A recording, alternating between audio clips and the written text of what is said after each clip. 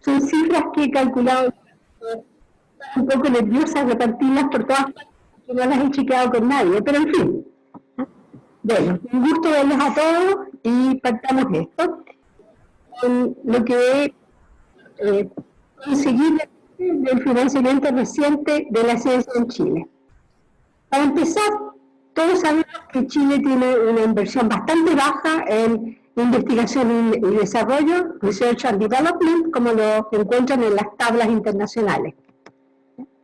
Y este es un cuadro que logré conseguir, pero hasta solo el año 2017, en que muestra la inversión que se ha hecho en ciencia y tecnología y innovación a lo largo de los años, y ustedes ven cómo hemos aumentado desde el año 2010 hasta el año 2017, que es lo que muestran estas cifras, pero que prácticamente en los últimos 5 años hemos estado estables, y esto, como lo verán más adelante, continúa siendo más o menos igual en los años siguientes.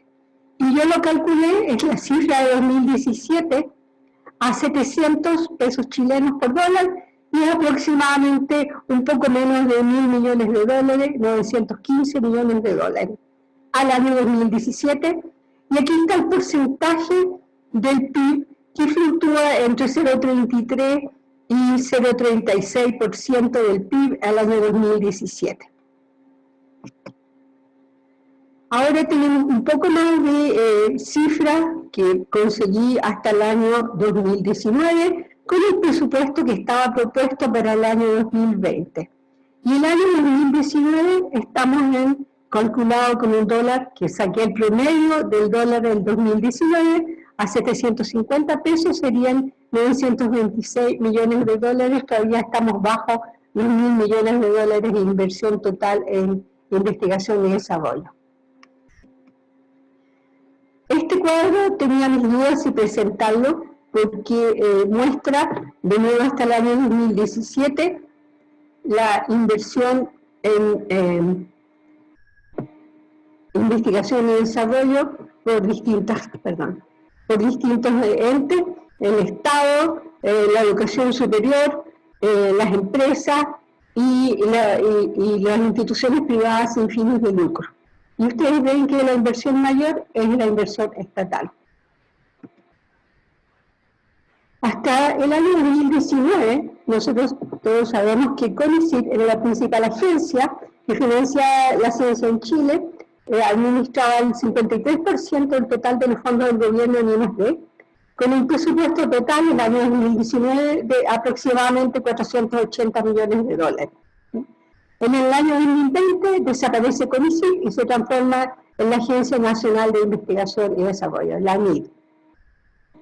Ahora, de estos fondos que administra CONICYT, lo más importante son los fondos para Fondesit, que representan la principal fuente de financiamiento para investigadores individuales. Sabemos que los fondos ascienden aproximadamente a $100.000 por año, por hasta 4 años, y que solamente se puede postular a estos proyectos una vez al año.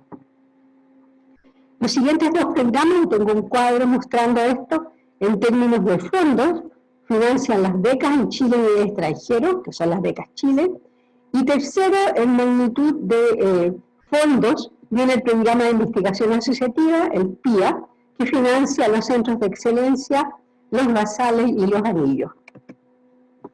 Este cuadro es bien entretenido porque muestra distintas formas de ver cómo se reparten los fondos para ciencia y tecnología. Todo lo que está aquí, excepto lo que tengo en el cuadrado con el borde rojo, estaba hasta el año 2019, residía en el Ministerio de Educación y la iniciativa científica Milenio hasta el año 2019, aquí en el Ministerio de Economía.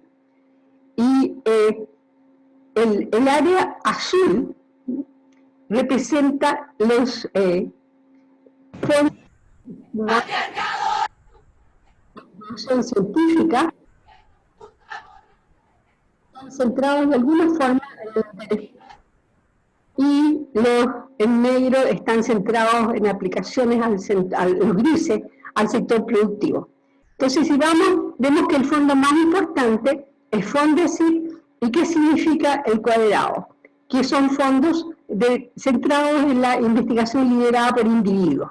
Esos son los cuadrados. Y cuadrados tenemos Fondesit y Fondef. Y también FONIS. La cooperación internacional también es liderada por individuos. ¿Ya? En cambio, los que están en círculos, en un círculo, encerrados en un círculo, son fondos también en grupos de investigadores. Ahí tenemos. Ceci, no te escuchas.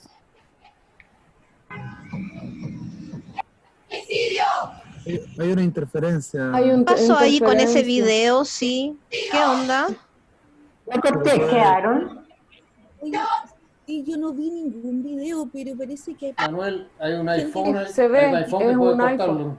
Es que parece que hackearon. Lo sacar.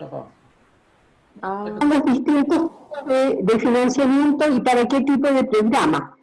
Están cuadrados, son programas que hacen investigación más bien individual, como FONDEF, FONIS, investigación internacional, y los que están en los círculos de investigación asociativa. Ahí tenemos el FONDEKIP, el programa de investigación asociativa de CONICIT, y la minería, ¿no? Y la iniciativa científica Milenio. Este cuadro, que está tomado del año 2019, la mayor parte de los que administra CONICIT, que están en Fondesit. Sorprendentemente, ustedes ven que hay fondos que uno pensaría importantes, pero son muy pequeñitos, como el FONDEKIP. Y en los fondos que están centrados de alguna forma en el interés público son Explora y fondos digitales. Si vemos cómo se distribuyen los fondos en CONICIT el año 2019,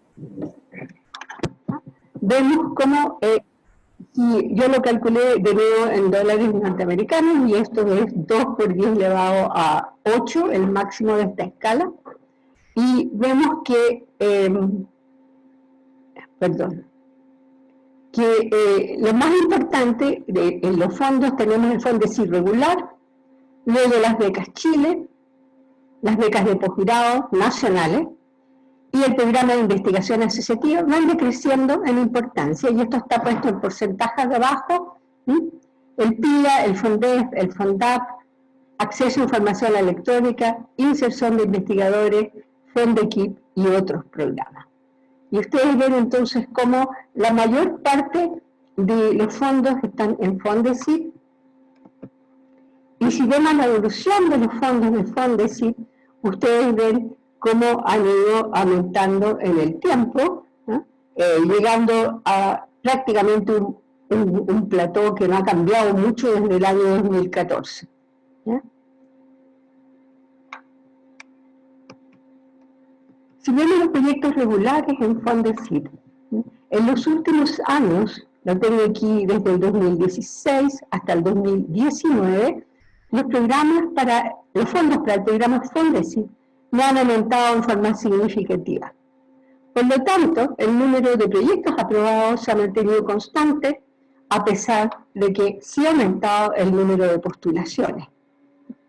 Aquí les muestro el número de proyectos aprobados en función del tiempo en las distintas áreas que financia Fondesit regular, y ustedes ven como el año 2009 al año 2012, 2013, incluso 2014, hubo un aumento de menos de 200 a 200 y tantos proyectos en ciencias exactas y naturales. ¿Y cuáles son las áreas que financian estos proyectos? Matemáticas, física teórica y experimental, astronomía, cosmología y química de partículas, química 1 y 2, biología 1, 2 y 3, y ciencias de la Tierra. Esas son las áreas que son financiadas por estos proyectos, y ustedes ven que desde el año 2016 el número de proyectos ha estado consistentemente en menos de 200 proyectos financiados por año, hasta el año 2019. En tecnología, que financia ingeniería 1, 2 y 3, medicina y ciencias biomédicas, medicina clínica, salud pública, ciencias agronómicas y salud y producción animal, ven ustedes como de nuevo hubo un aumento en el número de proyectos que llegaron a los 200 al año 2013, pero desde el año 2014 esto se ha mantenido estable, alrededor de 150 más o menos proyectos financiados anualmente. Y si vemos los proyectos aprobados en ciencias sociales, que involucra ya muchas disciplinas, se las voy a leer: artes y arquitectura, geografía y urbanismo, ciencias jurídicas, ciencias económicas y administrativas, educación, antropología y arqueología, sociología, lingüística, literatura y filología, historia, filosofía y psicología, ustedes ven de nuevo que los proyectos sí disminuyeron, pero bastante menos que lo que disminuyeron los proyectos en ciencias exactas y naturales en el periodo 2016-2017, y están más o menos como los 170 proyectos financiados anualmente en este grupo de disciplinas. Ahora, si vemos lo que ha pasado con el número de proyectos que se han presentado, fíjense ustedes que desde el año 2009 al 2011 se presentaban aproximadamente 1000 solicitudes de financiamiento por año. Y esta cifra empezó a subir desde el año 2012 y ahora, el año 2019, está cerca de los 2000 proyectos presentados.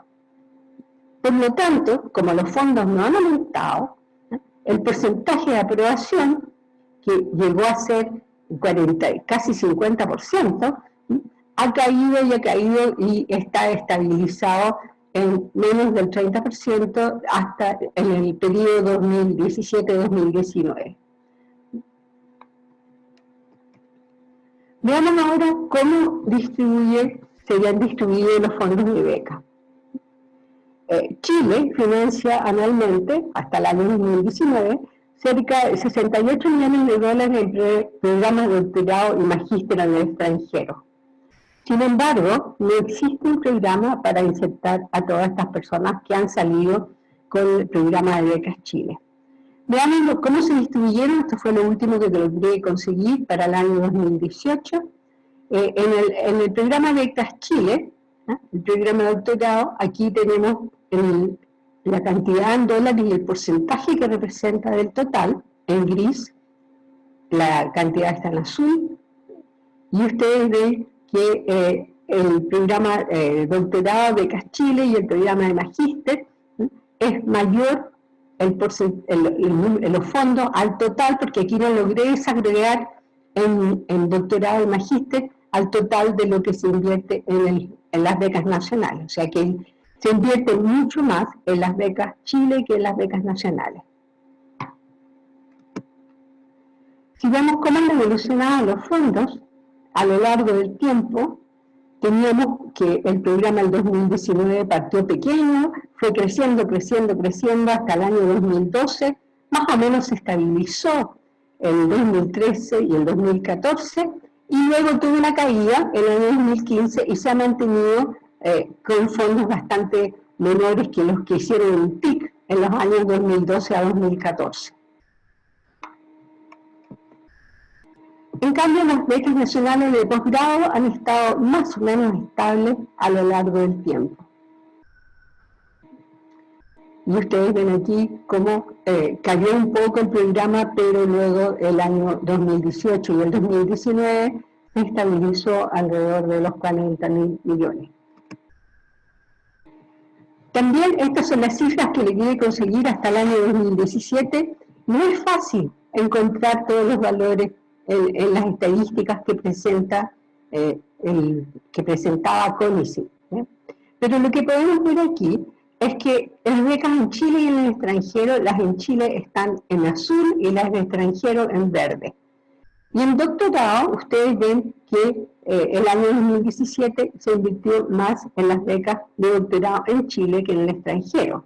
Pero la situación es inversa para las becas de magíster, en que se invirtió mucho más en las becas en el extranjero que las becas en Chile, y en el postdoctorado se financia principalmente los postdoctorados nacionales y muy poquito los postdoctorados en el extranjero.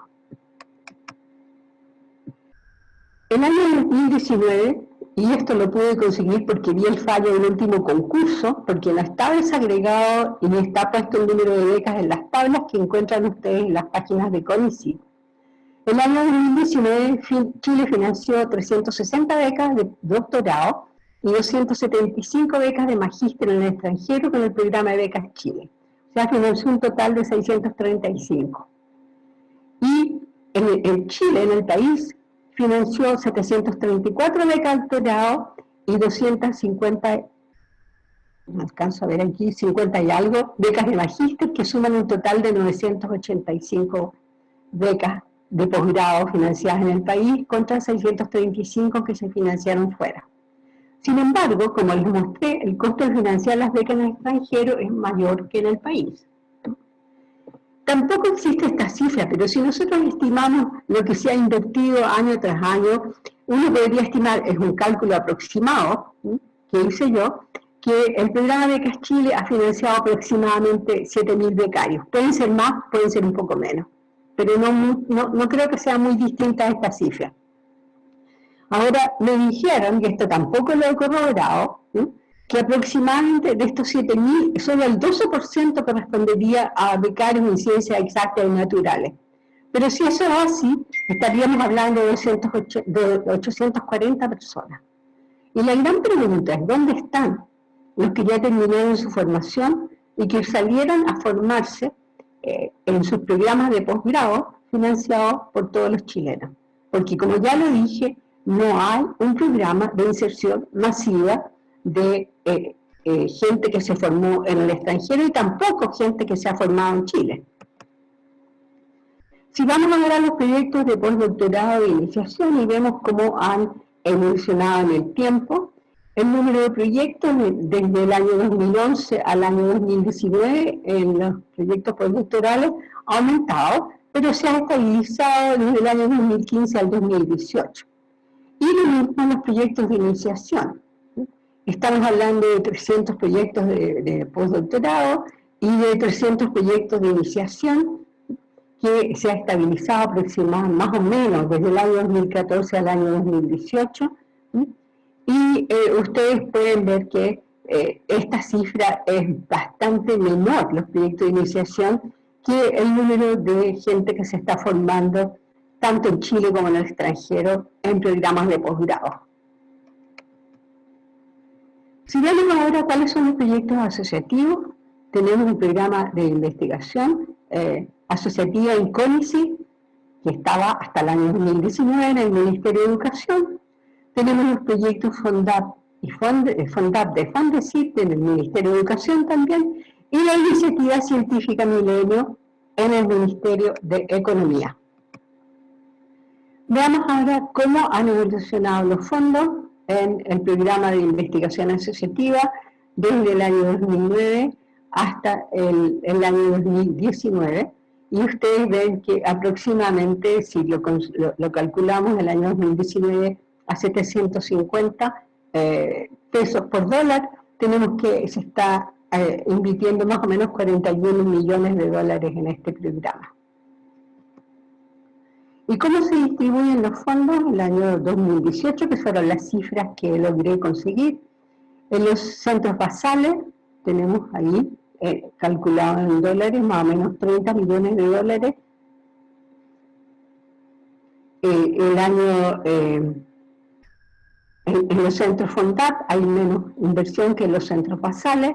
En los centros regionales muchísimo menos. Los centros de la educación casi no aparecen. El equipo compartido también es muy poquito lo que se invierte, y ese es el total de inversión en estos centros de investigación asociativa. Y ahí tenía algunos de los centros, pero eso es solo anecdótico, los dejo solamente para quien se interese en ver cuáles son los centros de excelencia. Si vemos los anillos, en el programa de investigación asociativa, tenemos que en azul están las cantidades en dólares, calculadas de nuevo por mí, los anillos en ciencia y tecnología, aproximadamente 6 millones de dólares, los anillos en ciencias sociales y humanidades, bastante menos fondos, y en ciencia y tecnología y minería también más o menos la misma inversión que lo que hay en los anillos en ciencias sociales.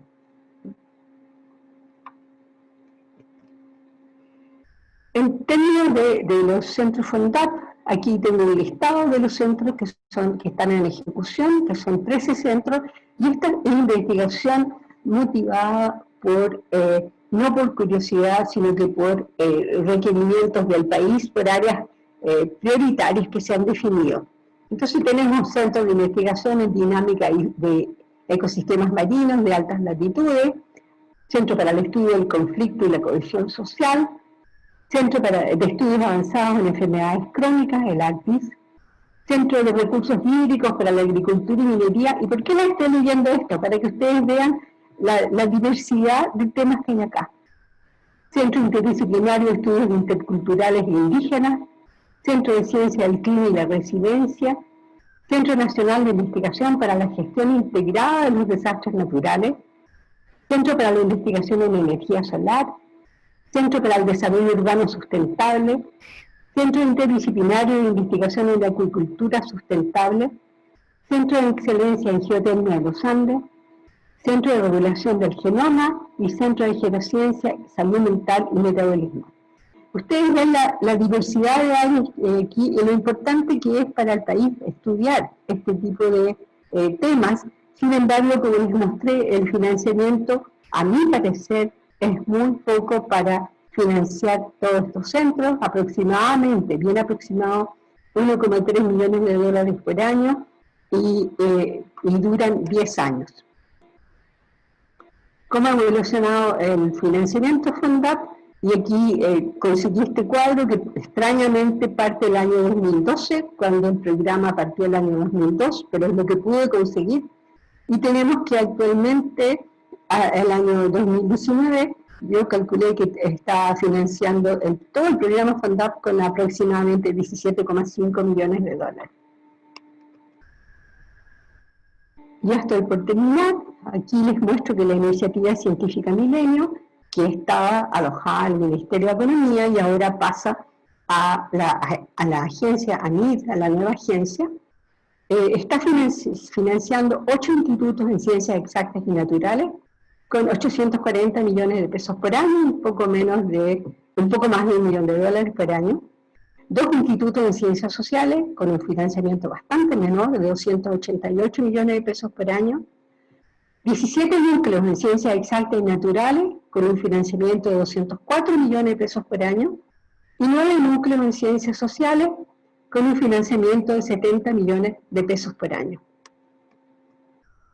Y aquí no voy a hablar de montos, sino que les quiero mostrar, porque a mí me interesa mucho este tema, algunas cifras, cómo están repartidos por género los distintos fondos.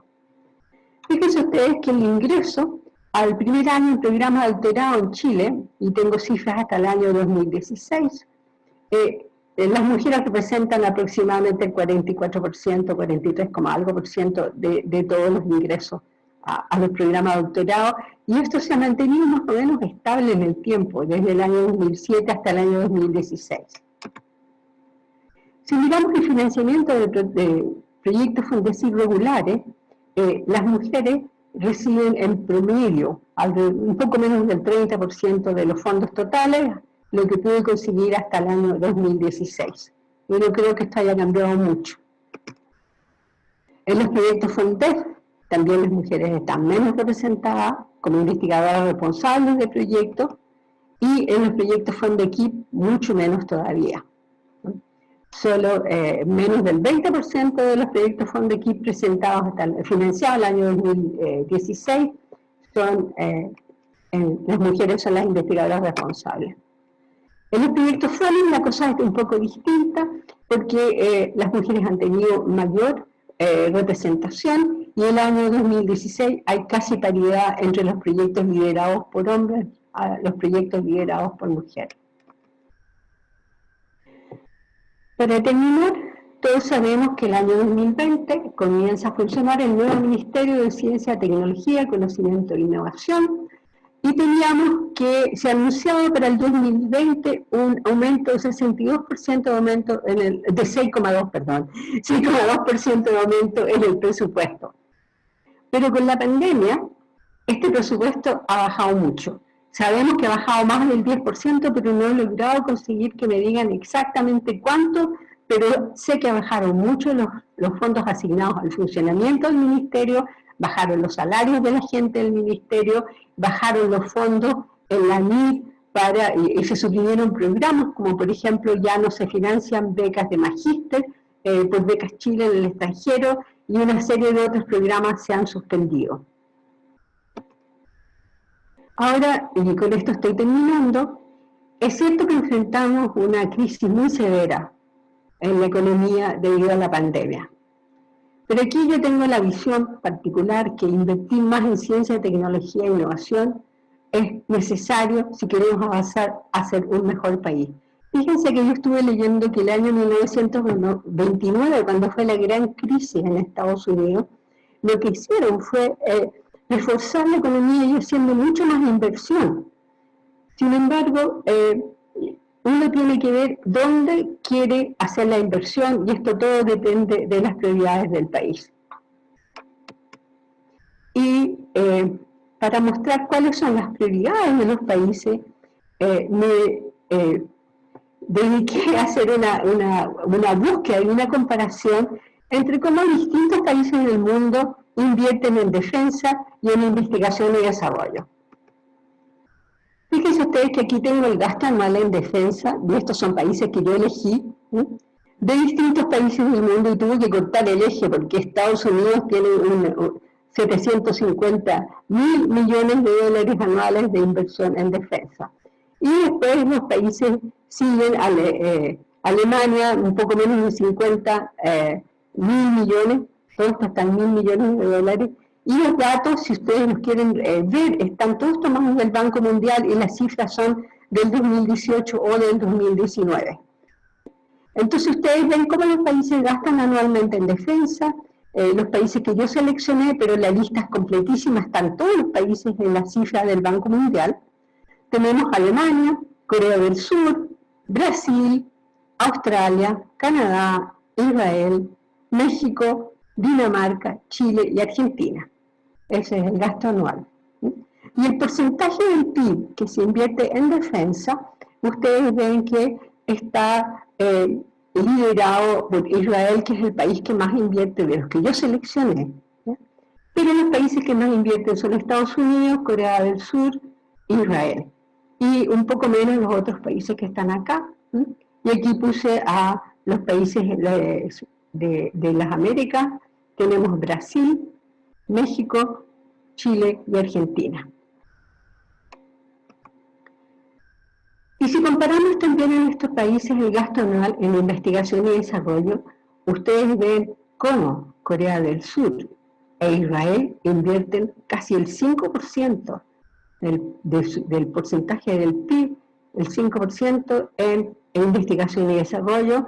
Aquí está lo que invierte Estados Unidos, Alemania, Brasil, Australia, Canadá, México, Dinamarca, Chile y Argentina. Entonces, de los países de las Américas, México y Chile son los que menos invierten en porcentaje del PIB en I+D. Y ahora, si comparamos y hacemos la razón entre cómo se gasta en defensa dividido por el porcentaje, estamos dividiendo el porcentaje del PIB invertido en defensa por el porcentaje del PIB en I+D. Y ustedes ven que de los países que seleccioné, casi todos ellos tienen una razón cercana a 1 o 1. Ahí está Estados Unidos con 1, Brasil, Australia, Canadá, Israel, México, y Argentina un poquito más de 1, gasta un poquito más en defensa que en investigación y desarrollo. En cambio, Alemania y Dinamarca invierten más del doble en investigación y desarrollo que en defensa. Y yo, muy sorprendida, me encontré con que nuestro país invierte 5 veces más en defensa que en investigación y desarrollo. Eso sería lo que les quería compartir de lo que estaba tratando de conseguir.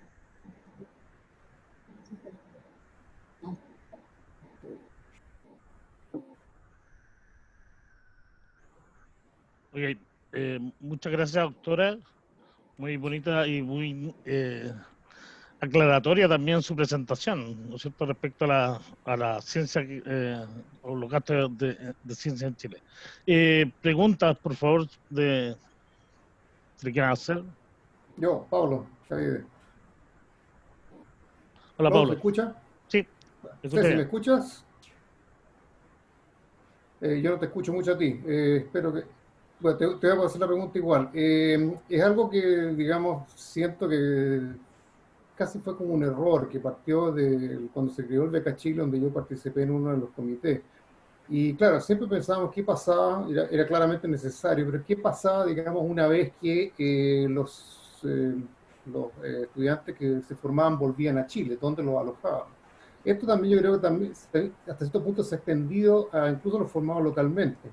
Y ese es un análisis que yo he tratado de hacer, he visto algunos ahí, todavía no sé qué tantas, digamos, fidelidad me dan las cifras, pero es algo que se refiere a cómo esos estudiantes que pasaron, por ejemplo, los proyectos postdoctorado, iniciación, ¿cuántos llegaron a un fondo irregular?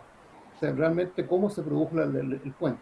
Es un ejercicio que lo pensé porque yo viví en mi época en NIH el problema que se creó con este mismo problema lo tuvieron los americanos, que tenían gente con doctorado y pasaban de un postdoctorado a lo otro eternamente y no lograban nunca entrar porque no lograban entrar a los financiamientos regulares, tipo el R01 del NIH. Se creó en esa época algo parecido acá, que fue el First Time Award, ¿cierto? Que básicamente a un postdoc se le daba un financiamiento grande que incluía su sueldo y por 5 años, pero no alcanzaba a quebrar la brecha entre los investigadores ya establecidos, de manera que pasaban los 5 años y de nuevo caían, digamos, y no podían, y se crearon incluso departamentos enteros con estos First Time Award que duraron 5 años, básicamente porque después no pudieron continuar con financiamiento externo. Entonces, no sé si alguien o tú has hecho ese análisis o se pretende hacer ese análisis de toda esta gente que está en estos postdoctorados, en esta iniciación, ¿cuánto efectivamente continúa el Fondesit? Mi impresión es que es poco. No sé qué has visto tú. Sí, es poco porque, como les mostré, es que está aumentando cada vez más el número de postulaciones. Exacto, eso es, claro. Entonces, claramente el porcentaje de aprobación cae. Y yo considero que hay más inversión, una cantidad muy importante de recursos. Bueno, ya tenemos invertido en mandar gente en el programa de que entonces tenemos una generación de jóvenes que se han formado, me han explicado que la mayoría de ellos no están en las áreas de ciencias exactas y naturales, pero igual el país necesita generar conocimiento en todas las áreas y tenemos problemas sociales muy importantes y nos haría muy bien tener, poder incorporar al país formación de primera línea en esto. Entonces, yo considero que prácticamente, y lo dije por ahí en una entrevista, es casi un crimen haber generado este programa, tener esta gente formada, que la mayoría de ellos es Chile. No todos, algunos se quieren, no sé, pero la mayoría quiere volver al país y el país no les abre las puertas, y sí lo necesitamos. Entonces, creo que tenemos un problema extremadamente serio. Y además, lo que tú me preguntas específicamente, también conseguir datos. Porque si tú miras los datos que presenta, por ejemplo, las estadísticas que están disponibles en la página de CONICYT, ahora ANIT, está todo agrupado, la gente que se ha formado en doctorado no está separada por años ni por números, entre quienes salieron con becas Chile y quienes se formaron en Chile. Es bien difícil conseguir esa información. Gracias. No, yo partiría solamente viendo los números globales. Si están todos metidos en una misma caja, ver cuántos de esos efectivamente prosiguieron, dentro de los primeros, cuántos prosiguieron una carrera científica en el país y lograron asegurar fondos como Fondecito, lo que sea. Y también, muy importante, de aquellos que tuvieron becas Chile, de los primeros, bueno, cuántos efectivamente volvieron y se quedaron, porque también hay un éxodo de vuelta. Y eso es lo que a mí más me preocupa. Generalmente la definitiva, ya no lo recuperamos más. Eso es algo que a mí me preocupa mucho. Aquí aquí hay un proyecto muy bonito para un sociólogo que haga este análisis que tú estás diciendo. Yo creo que es bien importante tener esa cifra. ¿Quiénes volvieron? ¿Quiénes se quedaron? ¿Quiénes lograron tener inserción primero en la academia y después fondos irregulares de la gente que salió con el programa Becas Chile? ¿En qué áreas salieron? Todo eso habría que tener la información y en este momento es muy difícil conseguirla. Sí, gracias. Ok, más preguntas. Levante la manito. Okay. Gonzalo Olivares quiere hacer una pregunta. Hola Cecilia, muchas gracias por la presentación.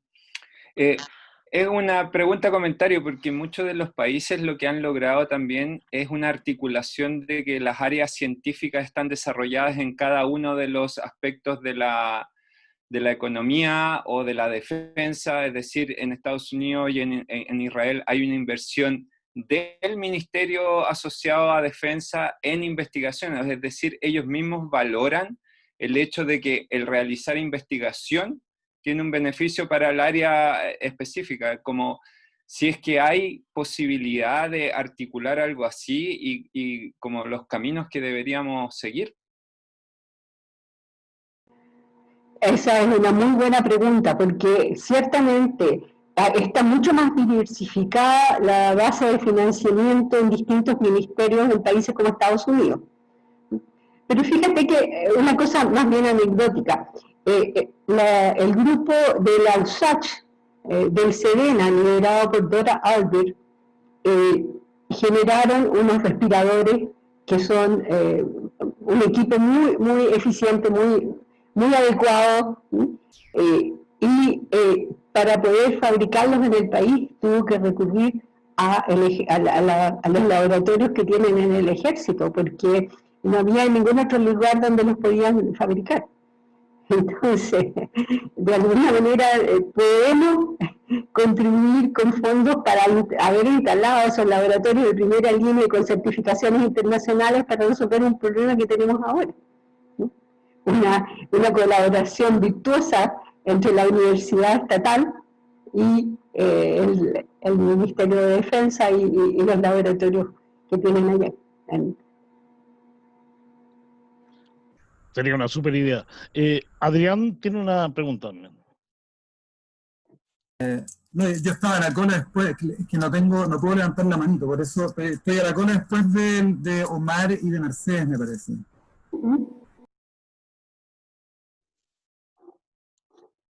Ok, entonces Omar Orellana, por favor. Ya, muy bien, muchas gracias. Hola Cecilia, muchas gracias por tu presentación, fue muy ilustrativa. Una cosa que es bien clara, ¿cierto?, de tu presentación es que los proyectos o el financiamiento de proyectos individuales la lleva, ¿cierto?, en el sentido de que es el mayor número y con un financiamiento bastante alto. Y en eso yo creo que Fondesit ha sido bien exitoso en generar capacidad de investigación a través del financiamiento de proyectos individuales. Sin embargo, el número y financiamiento de proyectos asociativos es bastante menor. Y en mi opinión personal, creo que esa es una etapa que debería ya empezar a desarrollarse, porque creo que eso genera una muchísima mayor capacidad de investigación y de desarrollo, ¿no?, que solo proyectos individuales. ¿Cuál crees tú que son las perspectivas para incrementar esos fondos y qué piensas tú al respecto de lo que acabo de mencionar? Sí, gracias Omar por la pregunta. Como yo lo mencioné, y por eso les leí cada uno de los centros FONDAP, yo estoy convencida de que si estos centros están creados y se enfocan en investigación por estudios generados por misión, ¿ya? Ciencia por misión, ¿ya? Considero que deberían tener un financiamiento mucho mayor. Y mira, si tú me dieras a mí una varita mágica, ¿qué haría yo? Primero, aumentaría por lo menos el doble del presupuesto a nivel del próximo año. Y ustedes ven que es cuestión de prioridades, ¿ya? Estamos poniendo mucho más énfasis en defensa que en generación de conocimiento. y que contrasta con casi todos los países que con todos los países que les mostré. Si el cambio es dramático, porque todos están alrededor de 1 en las razones y nosotros somos 5 veces más. Entonces, si ustedes me dan a mí una varita mágica, ¿qué haría yo? Pondría unos 6 centros en todas las regiones, ¿no? Uno por supuesto en Santiago, y con un financiamiento bien importante en que incorporaría mucha de la gente que en este momento no tiene entrada al sistema, ¿eh? La gente joven que se formó tanto en Chile como en el extranjero, y los haría absolutamente multidisciplinarios.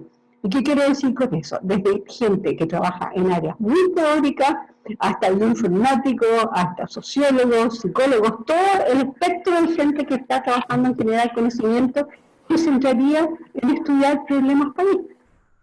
Yo creo que eso podría ser una forma muy sólida de contribuir al desarrollo del conocimiento en Chile. Okay, gracias.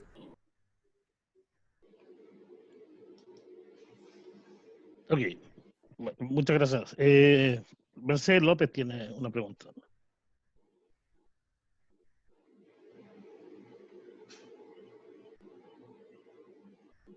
Gracias, Cecilia, por la presentación. Yo tenía un par de preguntas. La primera era, ya me la respondiste, porque la primera era ¿cómo veías tú esto? Porque cuando uno dice aumentemos el financiamiento de ciencia y tecnología, innovación, la pregunta central es ¿para qué? ¿Sí? Porque hasta el minuto nuestro discurso, el discurso de los científicos, ha estado centrado fundamentalmente en aumentémonos el presupuesto para que nosotros podamos hacer investigación, y mecánicamente decimos que lo que hacemos impulsa el desarrollo del país. Pero eso no necesariamente es así, porque de hecho eso no ha sido así durante todos estos años, y la pregunta real que uno debería hacerse es si efectivamente nosotros hemos estado pensando en el desarrollo del país o entendemos lo que significa lo que nosotros hacemos como parte del desarrollo del país. Yo personalmente no creo que lo que nosotros hacemos sea el motor único del desarrollo del país, ¿ya? O sea, yo creo que eso no es así. Pero tu respuesta me dio luces sobre lo que probablemente estás pensando, y en parte estoy de acuerdo con eso. Yo que te quería preguntar otra cosa que también está en la base de este desarrollo, y son dos cosas. La primera es que los datos que nosotros tenemos desde la ASIC, que es una asamblea que ha estado estudiando esto, es que nosotros tendríamos mucho más doctores en el país. Tendríamos alrededor de unos 15.000 doctores. 7.000 de ellos estarían de alguna manera conectados a la educación superior, fundamentalmente haciendo clases en las universidades privadas, no desarrollando ciencia. Esos son los datos que tenemos, obviamente, como tú misma lo dices, muy pocos datos, hay muy pocos datos. Eso es increíble que la ciencia tenga tan pocos datos, pero si uno hace distintos cruces podría llegar a esos números. Eso quiere decir que tenemos un montón de gente que simplemente no está trabajando, o si lo hace esporádicamente en una situación muy precarizada, muy precarizada. Entonces la primera pregunta es esa: ¿cómo solucionamos eso? Porque probablemente en los hombros de esa gente está muchos de los números que nosotros tenemos en ciencia y tecnología. Esa es la primera pregunta. La segunda pregunta es que en el país, si bien eso ha tenido ha sido profundamente destruido durante estos años, tenemos una serie de institutos de investigación del Estado. Entre ellos el Instituto de Salud Pública, ¿cierto?, que debería estar en el centro hoy día cuando estamos discutiendo las vacunas, en vez de estar negociando vacunas en forma privada e individual. El Instituto de Salud Pública, que alguna vez lo hizo, debería tener un centro en eso. ¿Qué opinas tú de cuál es el papel que estos institutos de investigación del Estado deberían tener? En función, y lo digo, yo sé que a lo mejor voy a decir algo que no es que no está muy en la lógica de todo el mundo, y es que yo creo que esta pandemia nos ha enseñado una cosa, y con las vacunas nosotros lo vemos muy bien, de que hay ciertas cosas que son bienes comunes y que no pueden ser dejados al mercado ni a la iniciativa privada solamente, porque se desnaturalizan. Entonces esas son mis dos preguntas. ¿Qué opinas de esta gran masa de doctores altamente precarizados que tenemos en Chile? Es una masa importante. Y segundo, ¿cuál es el papel que le darías tú a los institutos de investigación del Estado? Muchas gracias, Mercedes, por tus preguntas, y que las voy a responder en una sola respuesta, digamos, porque creo que las engloba. Los institutos del Estado, en mi opinión, han sido abandonados completamente. Por ejemplo, tenemos el caso de Línea. Sectores hay ahí haciendo investigación de punta, muy poco, y debería haber mucho más. Nosotros no vamos a tener problemas por el cambio climático, y vamos a tener que desarrollar nuevas estrategias para poder alimentar nuestra población, y ahí el Línea debería tener un papel central en esto. El Instituto de Salud Pública, yo ayer en una entrevista que me publicaron en la revista Ya, dije muy claramente que me parecía el colmo que se hubieran desmantelado el Instituto de Salud Pública, la capacidad que teníamos como país de generar vacunas, lo cual nos pone en riesgo. Y tenemos que depender de que alguien nos venda vacunas o nos consiga vacunas o no sé. Y eso es una vergüenza como país haber perdido autonomía.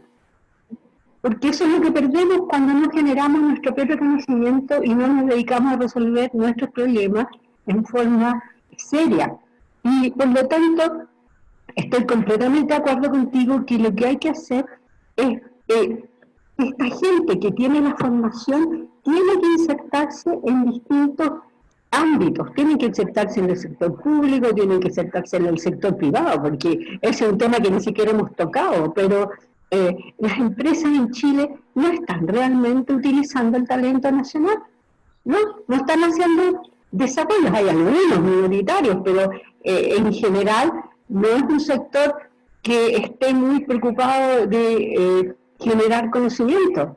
Fíjense que a mí, y esto ha sido bien raro para mí, me invitaron a ser parte del Círculo de Innovación de ICARE, y ahí he visto y he escuchado cómo los empresarios tienen una serie de ideas muy preconcebidas de que los científicos no les importa nada más que hacer nuestros experimentos, generar paper, que no les importa nada que tenga que ver con problemas país ni con el desarrollo de Chile. Y yo pienso que están tremendamente equivocados. Yo creo que si se nos diera la oportunidad, sí estaríamos trabajando en muchos problemas que en este momento Chile necesita que se aborden, y especialmente yo creo que la gente joven tiene una gran motivación por ello, pero no nos estamos abriendo las puertas, como lo he dicho ya varias veces. Entonces, tenemos que tener un cambio muy profundo de cómo abordamos la generación de conocimiento y integrada, porque no solo tenemos que generar conocimiento en astronomía, que tanto se habla de la astronomía chilena y el gran despliegue, el gran auge que tiene la astronomía en nuestro país, pero eso se debe a que han venido la gente de afuera a instalar telescopios, ¿sí?, que ha permitido el desarrollo de esa disciplina. Pero nuestro país realmente no está haciendo la inversión que tiene que hacer. Mire, algunos ejemplos que yo siempre saco a colación. Tenemos una epidemia real de obesidad infantil y juvenil. ¿Qué va a pasar con esos niños y jóvenes cuando lleguen a la edad adulta, cuando sabemos que van a enfrentar problemas de salud serios asociados a la obesidad? ¿Qué estamos haciendo como país para eso? Muchos años atrás atacamos el problema de la desnutrición infantil y fuimos tremendamente exitosos, pero ahora tenemos otro problema porque nos fuimos hacia el otro lado. ¿Y qué estamos haciendo? ¿Qué estamos haciendo también para evitar la contaminación y terminar con la zona de sacrificio? ¿Cuál es la investigación química que hubo, por ejemplo, en el desastre que quedó en la región de Puchuncaví y Ventana? ¿Ya? ¿Se sabe bien qué fue lo que pasó? ¿Cuáles son los contaminantes? ¿Por qué se enfermó la gente? O sea, tenemos muchos problemas que tenemos que resolver y no lo estamos haciendo. Y Cecilia, ¿qué piensas tú? Y me voy a tomar, hay un punto central, ¿cierto?, que es el desarrollo de la técnica y de la tecnología en Chile. Nosotros abandonamos muy precozmente, de hecho, yo te diría que desde 1830 probablemente nosotros abandonamos la idea de que la formación técnica y el desarrollo de tecnología era algo importante para el desarrollo del país.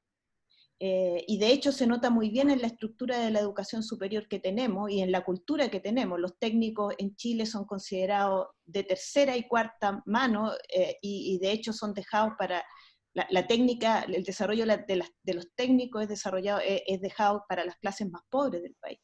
Sin embargo, yo creo que, y lo vemos muy bien, ¿cierto?, va a ser esencial en los próximos años, justamente para lo que tú dices de no estar tan frágiles y tan dependientes de los desarrollos internacionales, que hoy día está en el centro eso, o sea, hoy día lo vemos, lo frágiles que estamos.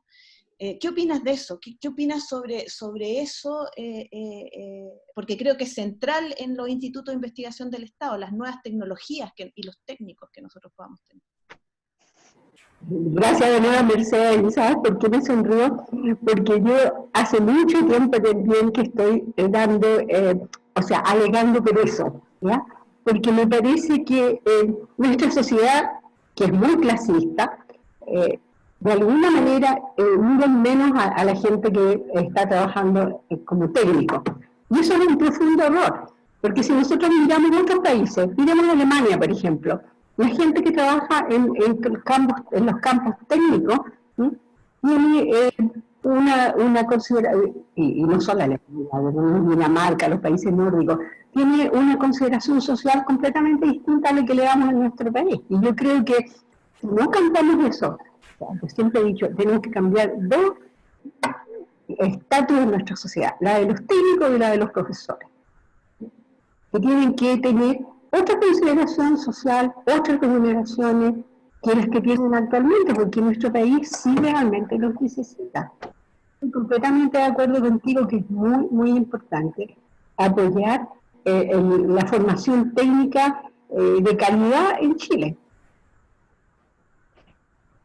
Gracias, Ceci. ¿Tiene otra pregunta? Quería la doctora Paula Lima.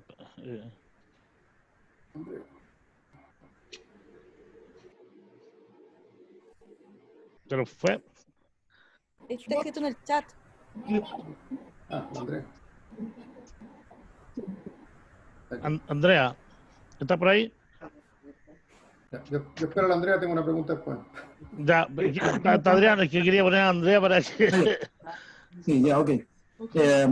Mientras aparece Andrea, oye, un poco en continuidad con lo que plantea Mercedes, un poco el origen de los seminarios que estamos teniendo, el de Luis Sobrevilla la semana pasada, el tuyo, María Cecilia, y el de Gabriel Palma de la próxima semana, tienen que ver con una reflexión a propósito de política científica, ¿no? Es decir, y los datos que tú nos muestras son muy orientadores en términos de caracterizar una situación. Pero ciertamente muestra también, creo que la reflexión respecto de los aspectos estratégicos de política científica todavía están en blanco, porque que es el gran problema. Y una cuestión que está en el aire y que de alguna manera quedó suspendida o en puntos suspensivos a propósito de la pandemia es la discusión que se inicia con el estallido social del 18 de octubre del año pasado, que es fundamentalmente los cambios estructurales constitucionales que se requieren en el país para que ocurran cambios profundos en la distribución de la riqueza, de la producción, etc. En particular, en el mundo de la ciencia, yo creo que en la discusión anterior hay que pedirle a José Finkelstein que apague el micrófono que se mete muy. Una cuestión que ocurre con la política científica es que, y que es evidente, perdón, me desconecté un segundo, es el problema de... Sabemos que la investigación en un país fundamentalmente cumple vamos a decir, son tres ámbitos en los cuales, no sé, uno es el tema de la creación de conocimiento, que es el diálogo universal del pensamiento, de los problemas de la explicación del mundo, y el otro es la formación, ¿no es cierto?, la introducción a la formación científico-tecnológica de los profesionales, y el tercero es la solución de los problemas, ¿no es cierto?, productivos, los problemas sociales y productivos. Y la Constitución del 80 nos deja la producción en manos de la iniciativa privada. O sea, la Constitución del 80 amarra al Estado, y eso esa es la razón fundamental por la cual el Instituto de Salud Pública desaparece, ¿no es cierto?, en su capacidad productiva, y no es capaz de producir ni siquiera un tubo de ensayo, ¿no es cierto? Y el problema entonces es que tenemos amarres constitucionales que impiden que efectivamente la producción exista una conexión entre lo que se hace en la academia y cómo esta academia, ¿no es cierto?, resuelve los problemas productivos. Y hoy día nosotros tenemos, en el Ministerio de Ciencia y Tecnología, tenemos un ministro que ha sido muy elocuente en términos de estar a favor, ¿no es cierto?, de una alianza público-privada, ¿no es cierto?, favoreciendo, creo yo, por lo menos el discurso que uno entiende, es que existe un gran interés, ¿no es cierto?, en establecer vínculos con el mundo privado para el ámbito productivo, y muy poco discurso, o muy poca defensa, muy poca argumentación en favor de algo que nosotros hemos estado comentando acá, que es, por ejemplo, que el Estado tenga un rol importante, ¿no es cierto?, en la solución de estos problemas. Entonces, evidentemente, aquí hay una cuestión política de fondo que tiene que ver en cómo la ciencia es valorada no solamente para hacer negocios, sino también para resolver los problemas estratégicos del país, ¿cierto? Y ahí me pregunto yo, ¿cómo piensan ustedes entrar como Academia Chilena de Ciencia en esta discusión? ¿Ustedes piensan convocar, ¿no es cierto?, a la comunidad científica a reflexionar? ¿Piensan ustedes que es necesario establecer una agenda de reflexión que, por ejemplo, incorpore a los marginados de la ciencia, que son los chicos que están, ¿no es cierto?, sufriendo la vida de postdoctorantes, ¿no es cierto?, en condiciones miserables, muy precarizados, o estos cabros que podrían hacer ciencia pero que están trabajando como profesores taxi en universidades privadas? ¿Cómo ven ustedes esto? ¿Piensan tienen una agenda?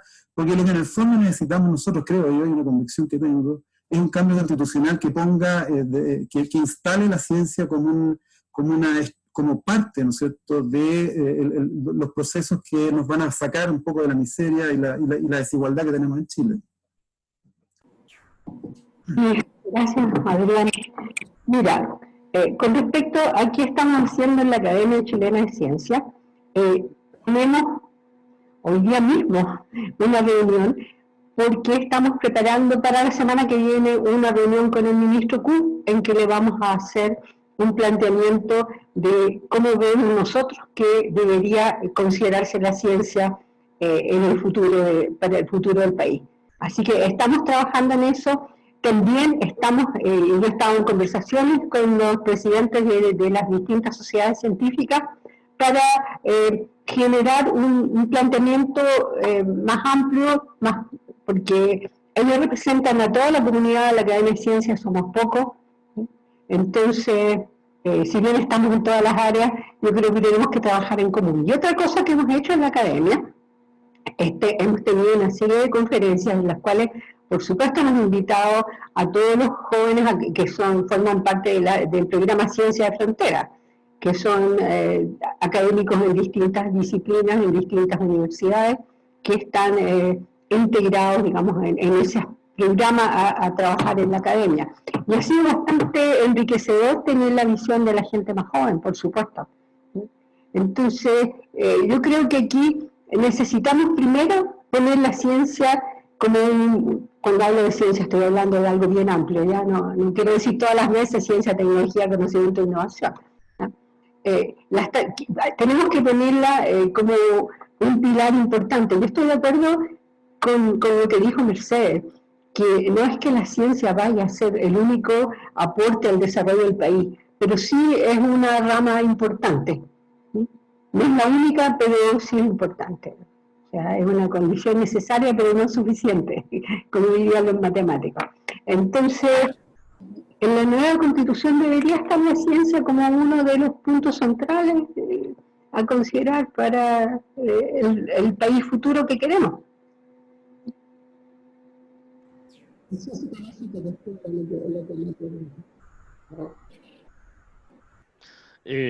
Muchas gracias. MC Molina también tiene una pregunta. A Mari Carmen, ya. Hola, buenos días. Bueno, muchas gracias, Cecilia, por tu presentación y la oportunidad de escuchar. Los puntos que yo quería preguntarte, bueno, y algunos comentar. Uno de ellos es el tema de, bueno, los financiamientos, por ejemplo, a través de Corfo, donde se financian mucho tipo de proyectos de calidad muy discutida, y no, digo, no hay un seguimiento claro de eso. Segundo, yo soy partidaria de proyectos asociativos desde el punto de vista de desarrollo que permita el desarrollo individual de las personas. Y por ejemplo, bueno, ustedes saben que yo soy uruguaya y sé lo que está pasando allá, y un ejemplo de un buen desarrollo es lo que pasa en el Pasteur, donde cada grupo puede desarrollarse individualmente, pero todo basado en una integración.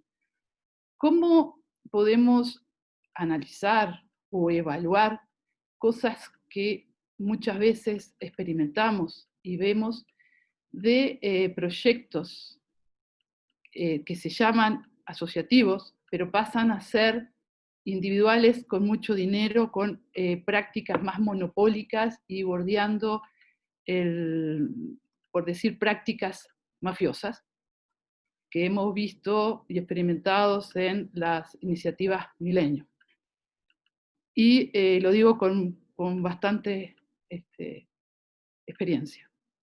Lo otro es con respecto, por ejemplo, en situaciones como se vio ahora con el proyecto COVID, en el cual se presentaron más de 1000 iniciativas, se aprobaron 60, pero sin hacer un análisis de calidad de los proyectos. Y por ejemplo, en el tema que es el tema de inmunidad, o sea, de COVID, que el problema serio es la inmunidad, y estamos, a medida que se avanza más, se está viendo que el problema es la inmunidad innata.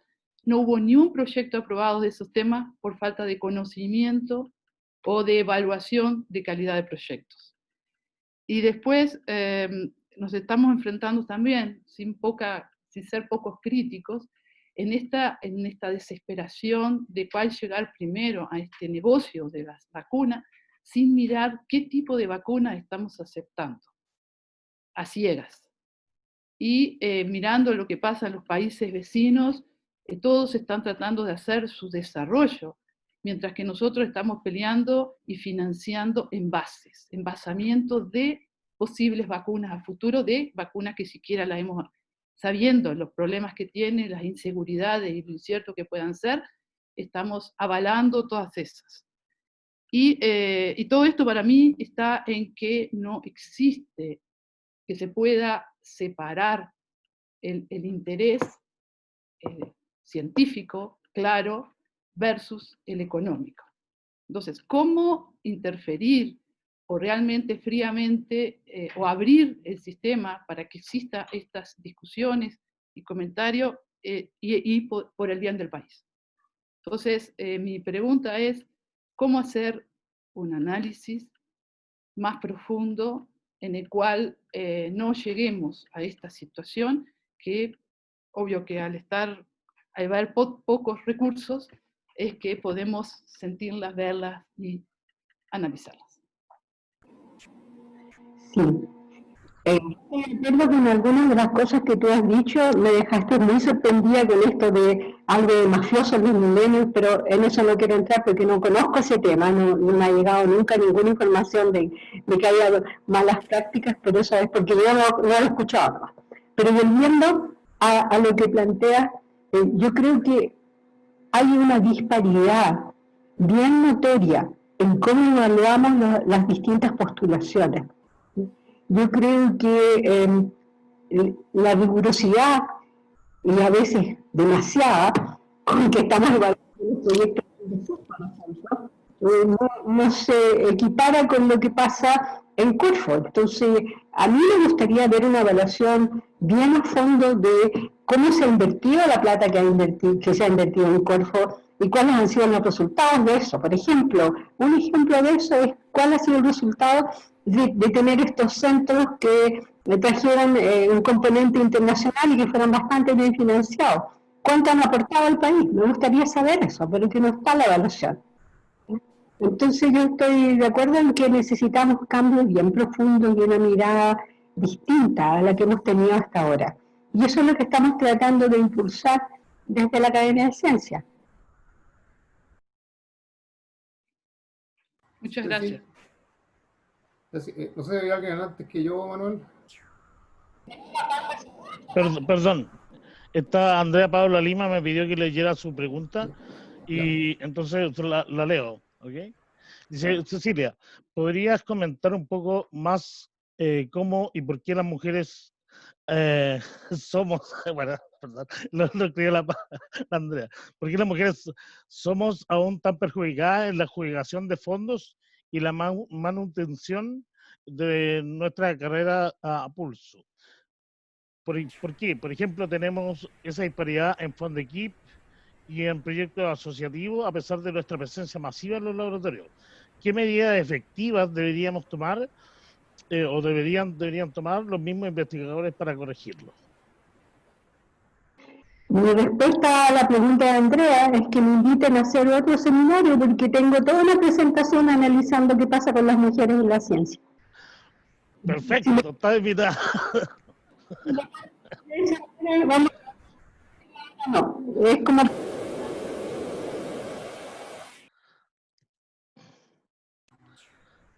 Ok, entonces, bueno, Karina... No se escuchó. No se escuchó, pero nos prometió otro seminario para tocar el tema de las mujeres, ¿no es cierto, doctora? Ok. Hay una pregunta de Karina Palma también. Hola. Aún no, Paula. Muchas gracias. Muchas gracias, profe.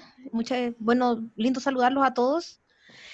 Bueno, me iba a colgar un poco de la pregunta de la Andrea, porque a mí también me interesa mucho el tema de las mujeres en ciencia. O sea, eso es algo que también hemos estado trabajando dentro del instituto nosotros y voy a esperar con fervor la próxima presentación.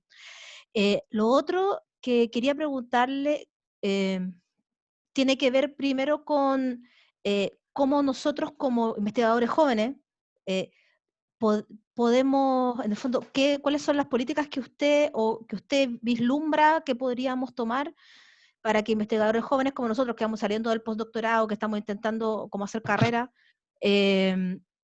podamos como nivelar la cancha de alguna manera, porque en el fondo cuando uno entra después de los inicios a competir en fondos irregular con un montón de gente que tiene mucho más currículum que uno, a mí me parece que quizás deberían haber más categorías entre medio, o a lo mejor proyectos de una envergadura un poco más larga como para poder nivelar de alguna manera esa brecha tan grande y entre medio, en el fondo, quizás lo mismo que decía Pablo al principio, de que estos proyectos más largos que él había visto en Estados Unidos, que duraban como 5 años, y aún así la gente no lograba nivelarse con el resto de los investigadores que tienen mucho más bagaje, más currículum.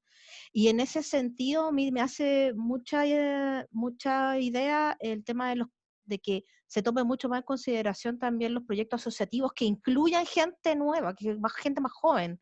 Y eso quizá podría impulsar de alguna manera las carreras de todos los que estamos detrás de ustedes, en el fondo, y que queremos hacer tanto ciencia por misión como por vocación, o como por curiosidad, en el fondo. ¿Cómo ve el panorama en ese sentido? Gracias, Karina, por la pregunta. Yo creo que de nuevo caemos en el mismo problema que hemos estado analizando todo el rato. Necesitamos más financiamiento para generar más proyectos que permitan que se incorpore la gente tanto a hacer investigación por curiosidad como por misión. Y cuando uno piensa en esta investigación en temas que son temas país, en la famosa investigación por misión, no hay que dejar de lado que eso también requiere generar mucho conocimiento nuevo, porque se están abordando temas en los cuales no está clara la solución. Por lo tanto, estoy completamente de acuerdo que tenemos que ampliar la base de investigación, de investigadores que están en el país. Tenemos que incorporar a los jóvenes. Probablemente una solución sería generar una nueva categoría en fondos irregular, ¿sí?, para investigadores, separando investigadores más establecidos e investigadores que se están incorporando al sistema. Pero como estamos ahora con este tope en que los fondos están prácticamente congelados, ¿cómo vamos a poder hacer eso? Si en el fondo todo es el mismo problema, tenemos que aumentar el porcentaje del PIB de innovación. Ya. Ahora sí, Manuel. Ya, ahora sí, Pablo. Sí, no, quería comentar algo que tú también mencionaste porque no es algo nuevo. Tu experiencia, digamos, con el sector privado, que tenía esa especie de prejuicio de que la ciencia en el fondo investiga cosas que no tiene aplicación al quehacer del privado. Y eso es un problema que tiene que ver con el paradigma país, ¿cierto? Es un país que tiene un sistema económico que no abraza para nada el concepto de la destrucción creativa, con los nuevos paradigmas, que es muy distinto al mundo desarrollado. El mundo desarrollado busca generar más riqueza y generar mejor expectativas para la población, subiendo el techo. En cambio, nosotros mantenemos un techo estable, por lo tanto, lo único que te queda es disminuir los gastos, bajar el piso. Y ahí precarizas el empleo y generas problemas sociales y tienes estallidos sociales, por ejemplo. Entonces, ese es un primer problema y que ese concepto todavía no he visto que se haya abrazado por el sector privado, que en el mundo desarrollado es claramente el que realmente invierte en ciencia y tecnología. O sea, la inversión privada en ciencia y tecnología en el mundo desarrollado es mucho mayor que la que la inversión pública. Entonces, eso es un primer problema y te pongo un ejemplo que lo leí hace poco. El mismo Estados Unidos, el 45% de los startups con ciencia y tecnología, o sea, con IP, con propiedad intelectual asegurada, en los últimos 10 años en Estados Unidos, el 45% lo han desarrollado inmigrantes. Por lo tanto, es un país que ya ni siquiera le alcanza la propia producción, tiene que recurrir a traer gente talentosa de otros países. En cambio nosotros como que forzamos un poco la mano. Pensamos que correctamente, creo yo, que este país faltaba gente, pero no teníamos un sistema que realmente dieron oferta. Tenemos una oferta baja con el sistema actual para una demanda una oferta, perdón, alta para una demanda baja, lo que es al revés en el mundo desarrollado, que realmente necesitan más gente y tienen que empezar a buscar de todo el mundo. Eso creo que también es una amenaza para el Becas Chile. Si aquí no les damos nada, se nos van a ir. Y van a ir, obviamente, como tú también has dicho, te he escuchado en otra entrevista, a lugares donde le ofrecen condiciones laborales extraordinarias, muy buenos trabajos, y bueno, y ahí los perdemos para siempre. Sí, por eso mismo yo insisto que es casi un crimen perder toda esta generación de gente que es lo más difícil tener la gente, ¿no es cierto? Porque algún país podría decir, ya, yo quiero desarrollar la ciencia, pero no tengo los cuadros para hacerlo. En cambio, en Chile sí los tenemos y los necesitamos y no les estamos dejando entrar. Y eso yo considero que es uno de los problemas más serios que tenemos como comunidad. Asegurar que no perdamos a toda esa gente.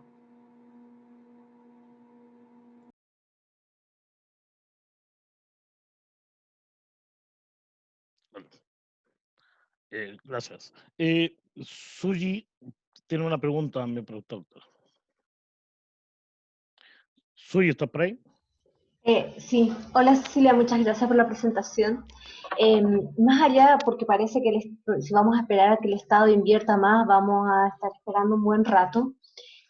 ¿Cuál es tu opinión sobre cómo la academia, principalmente que nos debería nuclear, ¿cierto? La Academia de Ciencia, y en general nosotros ¿qué podemos hacer para ayudar a que la ciencia se levante en Chile? Más allá de solicitar recursos que obviamente hay que esperarlos y hay que hacer. ¿Y cómo la academia puede contribuir con eso? Gracias. Yo he destacado también en la prensa que gracias a que existía gente que podía hacer PCR, se pudo instalar esta red de laboratorios que en algunos lugares, como en Magallanes, era el único laboratorio donde se estaban haciendo los test de PCR en la universidad, porque no existía otra forma de hacerlo. Entonces eso demuestra que la capacidad instalada que teníamos en el país para hacer esto, por los científicos, fue un apoyo muy importante en el testeo de los casos contagiados. Yo creo que en este momento mucha gente se ha dado cuenta, ¿sí? Y en esto a lo mejor estoy siendo un poco demasiado optimista, pero se ha dado cuenta del valor de haber tenido esta comunidad científica en Chile. Yo estoy hablando de gente que trabaja en virología, los epidemiólogos, biólogos moleculares, biólogos celulares, que sí han podido, microbiólogos en general, aportar por ejemplo, secuenciar qué tipo de virus son los que tenemos en este momento en el país, cómo han mutado, cuáles son las especies que llegaron, de dónde llegaron, si de Europa, si de otros lados. Todo ese conocimiento que se ha generado localmente, creo que ha posicionado un poco mejor a los científicos en la opinión pública. Por eso yo creo que si encontramos la forma de convencer, porque tenemos que convencer a Chile en general de la importancia de la ciencia si queremos que nos den mayor apoyo y mayor financiamiento para poder aumentar la base de científicos en Chile. Fíjense que tenemos, depende con qué país nos comparemos, pero si nos comparamos con el promedio de la OSDE, tenemos un octavo menos de científicos por millón de habitantes que el promedio de ellos. Y en otros países como Finlandia, por ejemplo, creo que tienen 14 veces más científicos por millón de habitantes que lo que tiene Chile. Entonces, sí tenemos ahí una falla y estamos atrapados en una especie de catch-22. No podemos resolver los problemas porque no somos suficientes y no somos suficientes porque no podemos resolver los problemas y no nos apoyan. O sea, es una situación bien compleja. Pero lo primero que hay que hacer, creo yo, es tener claridad en plantear por qué queremos más científicos, más técnicos bien formados en nuestro país, por qué los necesitamos. Yo creo que ese es el punto número uno y tenemos que convencer a toda la población chilena de esto. Sí, exacto, es un buenísimo punto. José Jiménez también quiere hacer una pregunta. Hola, buenas tardes ya, gracias. Muchas gracias, doctora, por su presentación muy ilustrativa. Yo tenía un par de preguntas, la primera sobre Corfo, pero se respondió parcialmente con la pregunta anterior de la doctora Molina.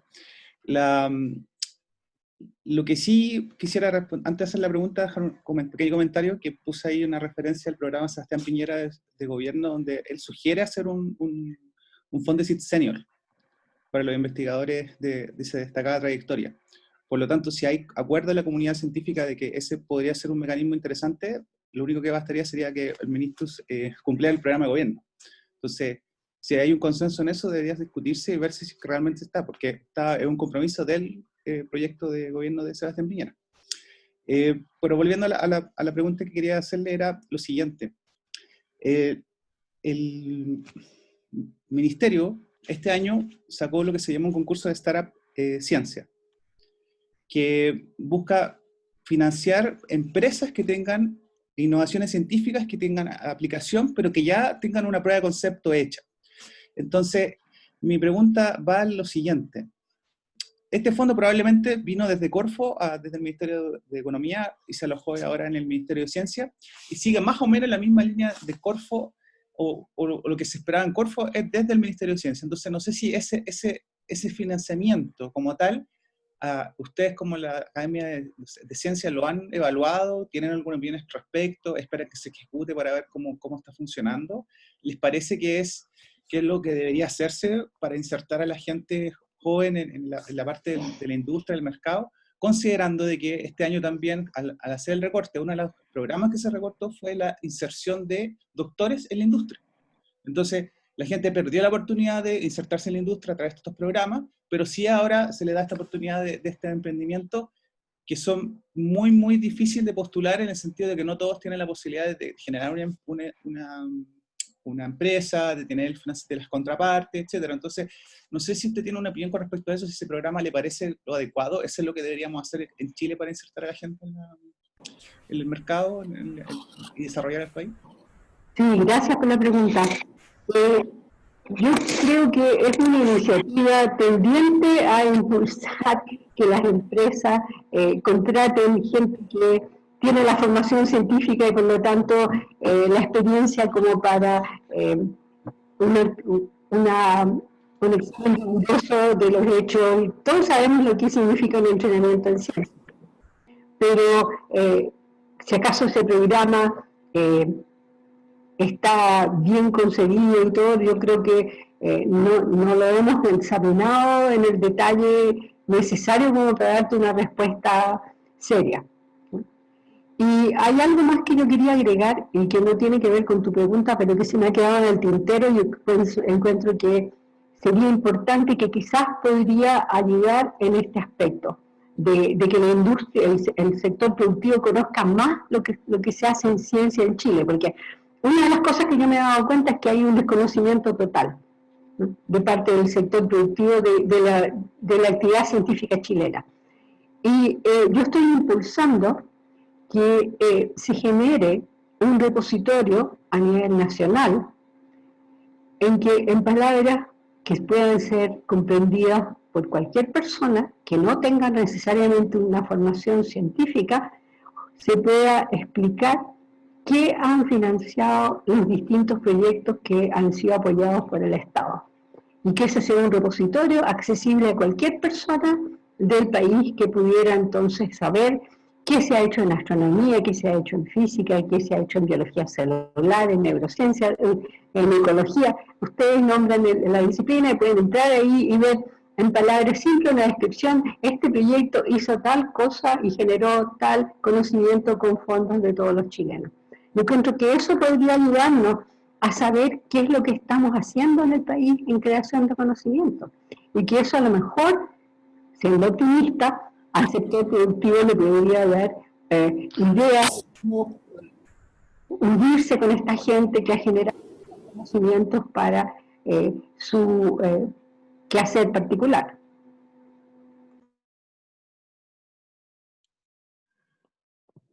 Muchas gracias. Mauricio también tiene una pregunta. Hola Cecilia, muchas gracias por la presentación. Voy a volver un poco a lo local, pensando un poco en la crisis que estamos viviendo hoy día como Facultad de Medicina. Hemos visto, ¿verdad?, que tenemos una crisis financiera importante y hay serias amenazas, por ejemplo, con la cancelación de contrataciones por lo menos unos 3 años. Y ese es un problema que tiene la universidad en general, digamos, y que lo que ha limitado de alguna manera la inserción de investigadores jóvenes, ¿verdad?, no solamente en la facultad, sino que en distintas otras facultades y probablemente también en otras universidades del Estado que son regionales. Ese es un problema que lo hemos vivido con mucha gente que incluso está por aquí en la audiencia, ¿verdad?, que no ha habido caso que en la facultad ni en la universidad logremos insertar gente que incluso se ha ganado proyectos de iniciación y todo lo demás. ¿Cómo ves tú que es la relación de las universidades del Estado en particular con el nuevo Ministerio de Ciencia y Tecnología? Porque hasta ahora nuestro vínculo ha sido más bien con el Ministerio de Educación, ¿verdad?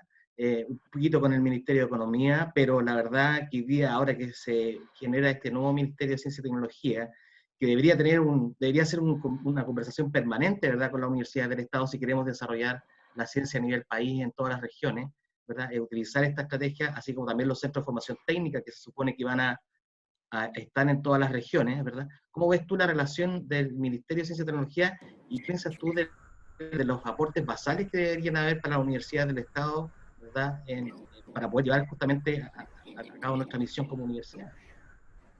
Y con respecto a los aportes basales no me puedo pronunciar, pero sí te puedo contar que el ministro ya ha tenido 2 reuniones en que me citó a mí con la Academia de Ciencias, al rector Vival, Universidad Estatal, Universidad de Chile, y a los rectores de la Universidad Católica y de la Universidad de Concepción. O sea, 4 personas conversando con el ministro con distintos aspectos bastante centrados en la pandemia en este momento, ¿no?, como aumentar, por ejemplo, la trazabilidad, ese tipo de cosas. Pero yo espero que este tipo de reuniones, que según nos dijo el ministro van a continuar en el tiempo, nos pueda futuro, una vez que estemos ya superando un poco esta situación tan crítica que estamos viviendo, nos pueda permitir abordar temas más país, más amplios. Muchas gracias. ¿Hay más preguntas? Bueno, hay muchas preguntas, doctora, no queremos usar mucho de usted, pero sí la vamos a comprometer porque ese tema de la igualdad, ¿no es cierto?, de mujeres en la ciencia también es un tema súper interesante y es bueno para tratar, ¿no es cierto?, en este tipo de seminarios. Usted nos ha dado, ¿no es cierto?, una cantidad de cifras increíbles que siempre es bueno tener en cuenta, sobre todo, ¿no es cierto?, para hacer las postulaciones. Alan White levantó la mano y con él yo creo que con la pregunta a Alan terminamos para no abusar. Doctor White.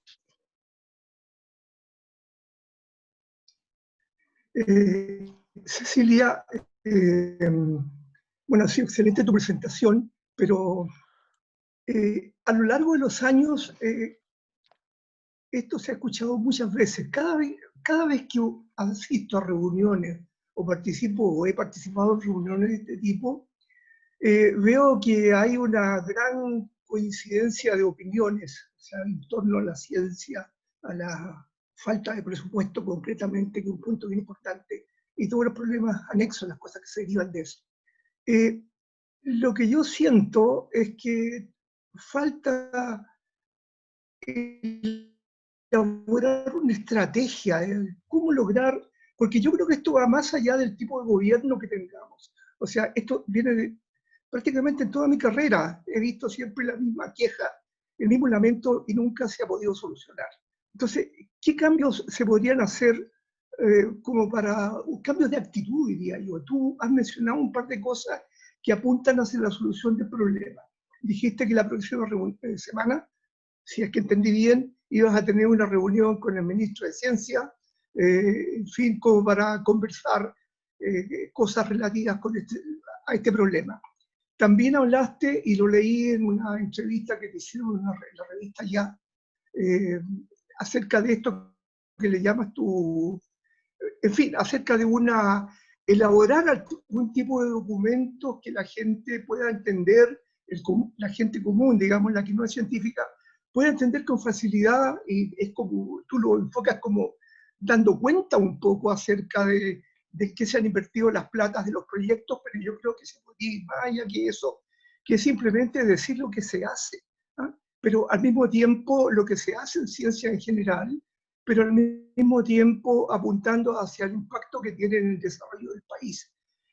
Yo creo que mi sugerencia es que no creo que baste elaborar documentos al respecto, sino que habría que elaborar una estrategia para que la gente que interesa lo lea, se informe, porque para que quede ahí a voluntad de quien lo pueda leer, creo yo que no basta. Creo que habría que hacer una campaña para mostrarle a los empresarios, al gobierno, en fin, a todos los actores involucrados, pero a las personas que deciden. O sea, vuelvo a repetir y un poco para cerrar la idea. Creo yo que en general siempre vamos a estar de acuerdo prácticamente en la totalidad de este lamento, de esta queja, de esta realidad, ¿no? Y siento yo que lo que falta es, y lo que ha fallado a lo largo de la historia de muchos años, es cómo tratar de que las autoridades de turno o quien corresponda realmente hagan el cambio necesario, que se aporte más plata para la investigación, entendiendo como tal que eso apoya el desarrollo del país. Un comentario que me permito hacer para terminar es bien impactante el gráfico que tú mostraste, la relación de la plata que se usa en defensa comparado con lo que se usa en ciencia. Pero yo no creo que la solución sea quitarle plata a la defensa, porque en mi opinión personal necesitamos tener una defensa sólida que nos proteja como país. Lo que hay que hacer es aumentar el presupuesto de ciencia significativamente. Entonces, por ahí va mi opinión, o sea, porque este no es un problema de ahora. Aquí seguramente no conozco a toda la gente que está, puede que haya gente muy joven que crea que es un problema de los últimos años. No, yo creo que ha sido un problema de toda la vida. Esa es mi opinión. Sí, muchas gracias por tu opinión, Alan. Yo estoy de acuerdo que este es un problema que tiene una larga data. Todos los gobiernos han dicho que van a aumentar el presupuesto, que lo van a subir al 1% del PIB. Yo la otra vez escuché un comentario en que decía que en el gobierno de Ricardo Lagos, tanto el presidente como Eric Goles, que era el presidente de CONICET en ese momento, estaban de acuerdo que había que subirlo, pero después pasa por Hacienda y las cosas no pasan. ahora, aquí yo me voy a meter en líos, pero yo creo que, tal como lo describe Pablo Astudillo en un libro que publicó ya hace unos años, la ciencia, la política científica, como en el año 2003 más o menos, 2002, 2003, ha estado generada más bien por los economistas. Y yo creo que ellos no tienen, no sé si la visión o el convencimiento o la confianza en la ciencia que se hace en Chile. Por lo tanto, creo que por eso no han logrado aumentar el porcentaje de financiamiento para ciencia, tecnología e innovación. Y espero que con la creación del nuevo ministerio, que tenemos un ministro de ciencia, podamos tener una representación más directa en quien toma las decisiones del gobierno. Pero para eso nuestro ministro tiene que estar absolutamente convencido que necesitamos más inversión. Y ahí yo tengo mis dudas y es algo que le voy a plantear muy claramente en la reunión que tenemos el miércoles próximo.